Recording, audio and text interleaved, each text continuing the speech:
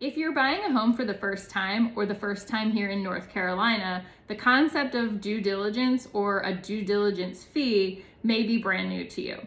There's only a few states that have due diligence as part of a real estate transaction, and North Carolina is one of them.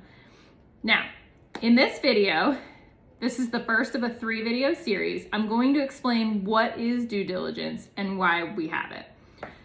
When your offer on a home is accepted here in North Carolina and you go under contract, you begin what is called your due diligence period. This is a period of time, it's about 2 to 3 weeks in length. That's negotiable for a variety of purposes. During that time, you as the buyer have the opportunity to do your due diligence, inspect the property however you want, learn as much as you can about the property, negotiate repairs, if any, with the sellers, and determine whether or not you're prepared to follow through to closing on the property. You have until 5 p.m. on the last day of your due diligence period to back out of the contract for any reason or no reason at all. When you put in an offer on a home, there is a 2-part upfront deposit that is due within 3 days of your offer being accepted. The first part is pretty well known and it's pretty consistent across most states. That is your earnest money deposit, and that is just that, to show earnest. It's held with your buyer's closing attorney, and it is going to be returned to you should you back out of the contract during your due diligence period. The second part is your due diligence fee.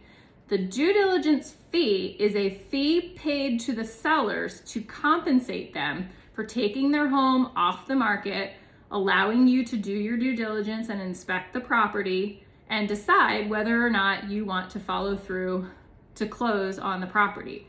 Here, Mr. and Mrs. Seller, thank you so much for taking your home off the market and letting me inspect it and do my due diligence so that I can decide if I want to buy it.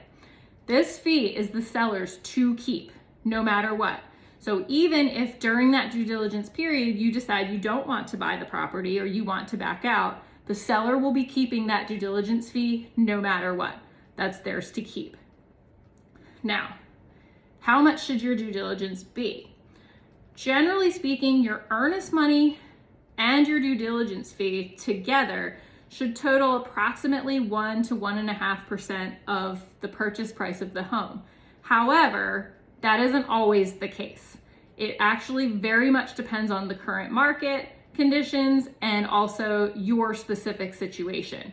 And your knowledgeable real estate agent can always provide guidance here in North Carolina as to what your due diligence fee should be in every situation that you may encounter.